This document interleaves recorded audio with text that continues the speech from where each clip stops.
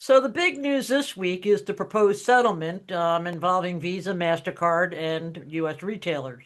Yep. I might want to note that this is the third attempt to settle this lawsuit, which has been in the courts for a generation, 20 years. That's a generation. I mean, That's is that crazy, big? really Isn't is. that crazy? I mean, and Mm. yeah, the lawsuit involves retailers alleging violations of federal antitrust laws, saying that, Visa and MasterCard are in cahoots in terms of setting prices, which is kind of funny because, the two card associations are so darn competitive, Right, with each right. other that to think that they are in cahoots is kind of funny. But anyway, they said they worked with a media. The last time the proposal now goes to a U.S. District Court judge named Margot Brody. And last year, Judge Brody rejected a proposal that Visa and MasterCard had put before her. This time, they said they worked with a mediator to address her concerns, Okay. that she raised last time. Now, like we said, the merchants have been battling the car brands and issuing banks for over a generation, over interchange, honor all card rules, and surcharges. And ground was given on all 3 points. Mm, Visa agreed to reduce the average effective interchange rate on consumer and commercial cards that were issued by U.S. financial institutions by 10 basis points for a period of 5 years.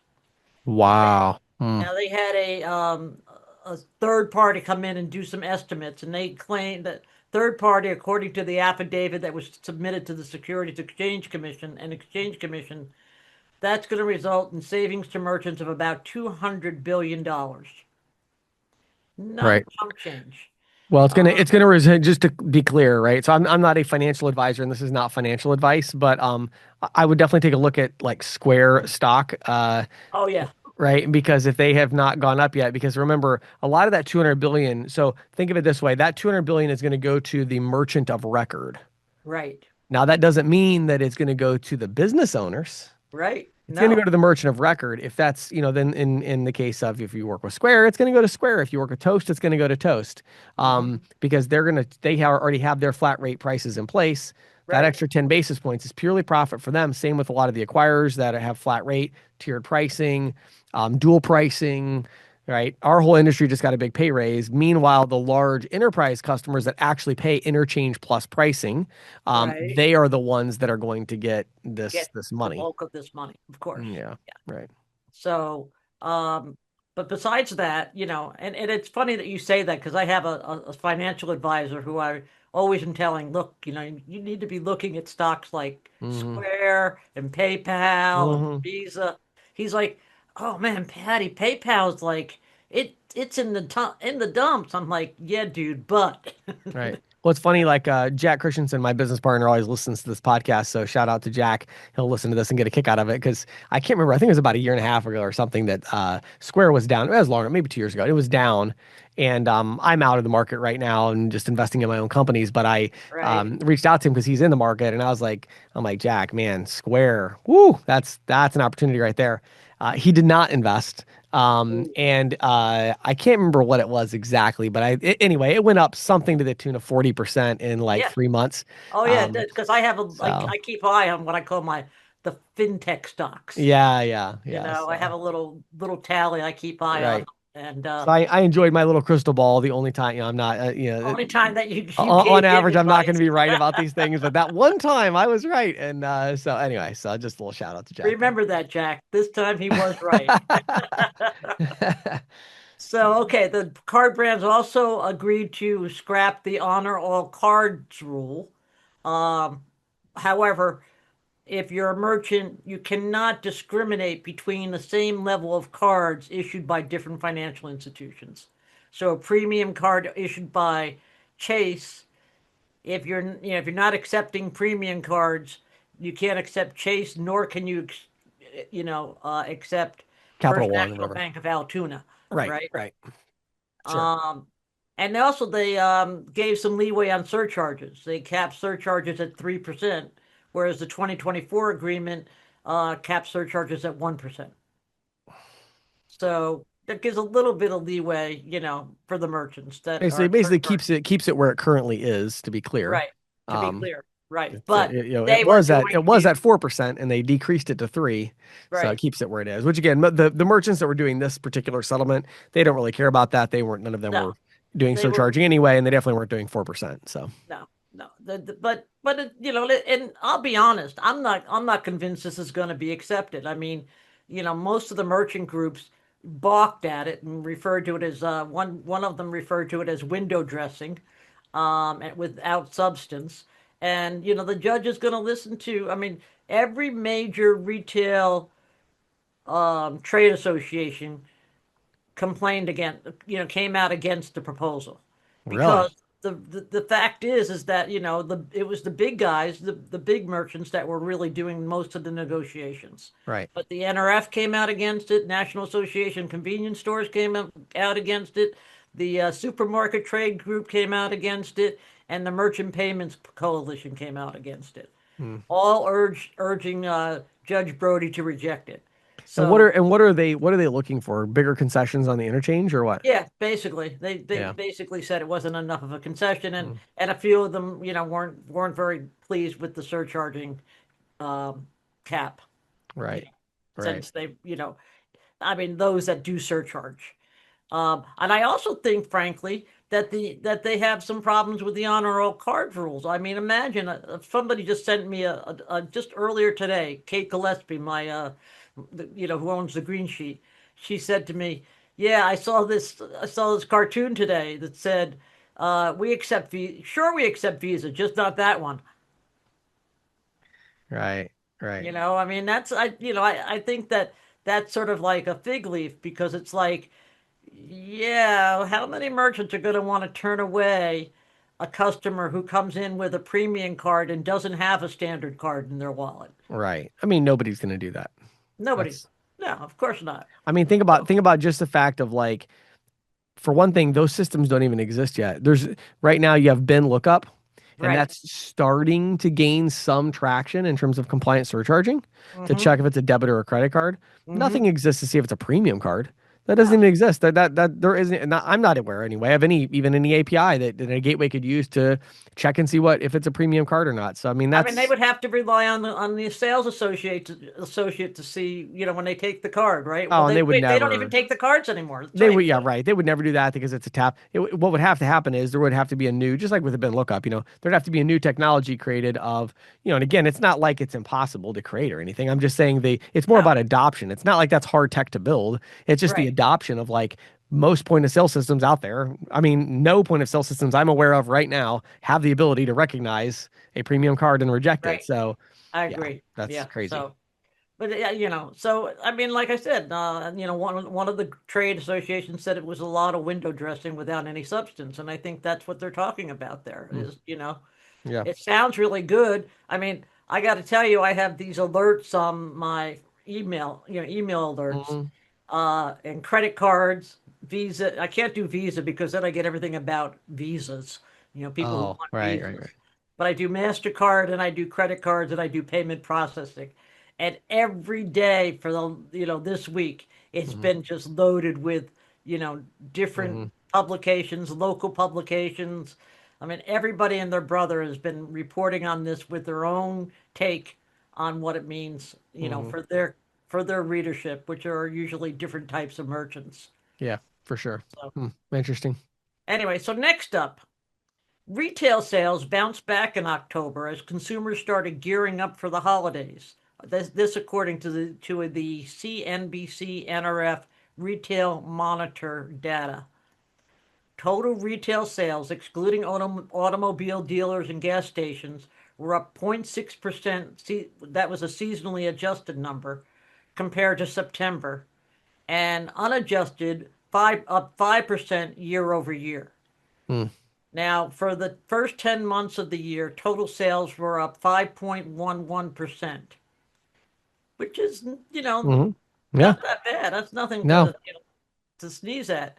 The October sales numbers come as NRF is forecasting a whopping well, actually, more than $1 trillion they're estimating will be spent this holiday shopping season. Hmm. They said their analysis, they did do a lot of economic modeling and, poring over indicators. They say retail sales growth of between 3.7% and 4.2% over the 2024 holiday shopping season, with transactions totaling between 1.01 trillion and 1.02 trillion between November 1st and December 31st.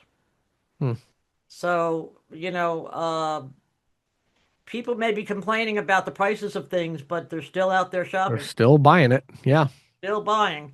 And when I looked at this, I thought, well, if I was an agent, I'd be expecting some nice residual checks come February, right? absolutely. So Absolutely. That's why we do it. So, that's exactly it. So next up, digital wallet users. Digital wallet. I mean, this is just really made me sit up and take notice. They're going to dominate. Digital wallet users are going to dominate by 2030, because digital wallets are poised to become the dominant method used to make retail payments by 2030, according to Juniper Research. hmm. They say they're predicting a 35% increase in users over the next 5 years, to the point that there'll be 6 billion digital wallet users by 2030. Hmm. Now, in a related development, I don't know if you saw this, but Apple has revealed that it is now beta testing a person-to-person capability for its digital wallet, Apple Pay. The money from these transactions will be placed on a new Apple Pay cash card that will be included as part of the Apple Pay wallet. The virtual prepaid card, is going to be issued by Green Dot. Hmm.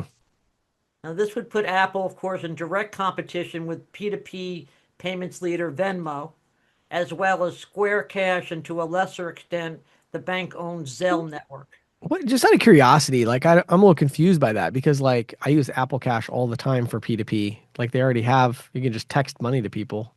I You know, wonder, that, that I wonder what's so different about this new thing. Like, I'm not an Apple person, so that, okay, okay. I don't know that, but I've heard people tell me that they text money to each other. Yeah, I do it I'm all the time. I'm suspecting it's going to be a functionality within the Apple Pay app. All right. So it's more of that, I guess, yeah, more of the full functioning experience like you would get with a Venmo or a Cash App, Right. rather than just, but I mean, honestly, I can imagine I would use it. To me, it's like I don't think it could possibly get any simpler. I literally am in my messaging app and I click on plus cash, type the amount and click send. I mean, I don't know if I can get Really, any easier than it's that that. easy with an Apple, huh? Yeah, That, and then when I get it, it just goes right to my. I use the it uses the push to card, so I just get the uh-huh. money when somebody sends me money, I get it right to my bank account. Like it's about as it's way to me, it's way easier than Cash App or Venmo, and I use it all the time. Yeah, I find Venmo to be cumbersome. I use Hmm. it because, it's an easy way to get money.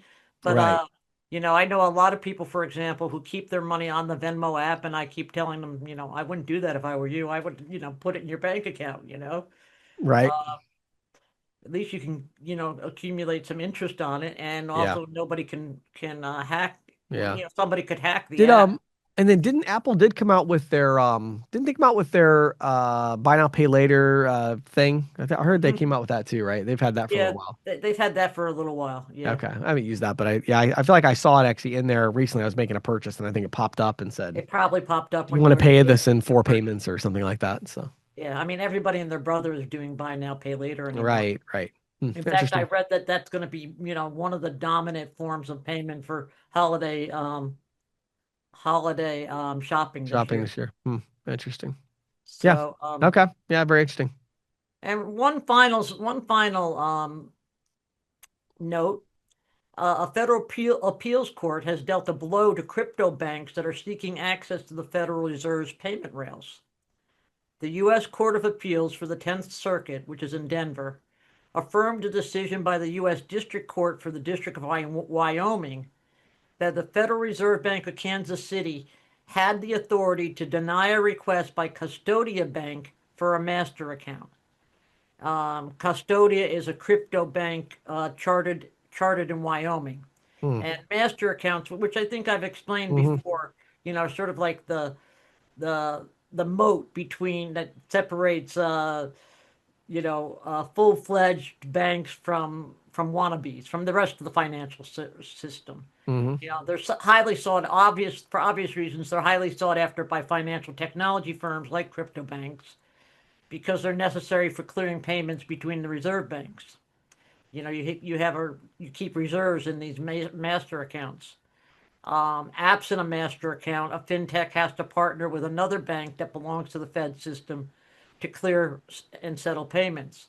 Hmm. Now, Custodia, which is a state chartered bank, statutorily qualified for a master account, but the Kansas City Fed said its crypto focused business model introduced undue risk into the Fed operated payment rails. Now, I find this court decision interesting because you may recall last month, I believe it was, I reported on a speech given by the Federal Reserve Board Governor Christopher Waller, Hmm. indicating that he thought fintechs like crypto banks should be candidates for master accounts, or what he actually called skinny master accounts. Not Mm. necessarily Yes. full-fledged accounts. Right. And he said that he had asked the board staff to look into this idea. Right. Um, just I'll give you a quote that he said there, quote, there are many eligible firms engaged in substantial payments activities that may not want or need all the bells and whistles of a master account or access the full suite of Federal Reserve financial services to successfully innovate and provide services to their customers. Mm. The idea being to tailor services to these new accounts that better meet the needs of these firms and the risk that they present to the Fed. Yeah. So, as I said last month, it takes the Fed months to even come up with an idea and years usually to implement it. But Right. um, and in fact, this case actually dates back about 2 years because that's how long it takes to get through Right. the appeal process. Right. But it was worth noting, given the speech that Waller gave a few weeks ago. Right. Hmm. Yeah, it's going to be really interesting. And again, I think it sounds to me like what happened there is they don't have the skinny master account concept yet. So Right? they're not ready to take on these crypto business models yet. So makes sense. Yeah, yeah. Well, Yeah. that's it for this week, James. Awesome. Good stuff, Patty. Thanks as always for doing your homework and sharing your insights with us. We appreciate it. Uh, I enjoy doing it.